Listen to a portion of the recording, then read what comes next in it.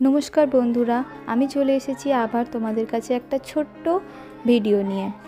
তোমাদেরকে ছোট ছোট অনেক কিছু ক্লিপস তোমাদের সঙ্গে আমি শেয়ার করেছি আমার ননদের বিয়ের, তাই ভাবলাম এটাও তোমাদের সঙ্গে শেয়ার করে দিই।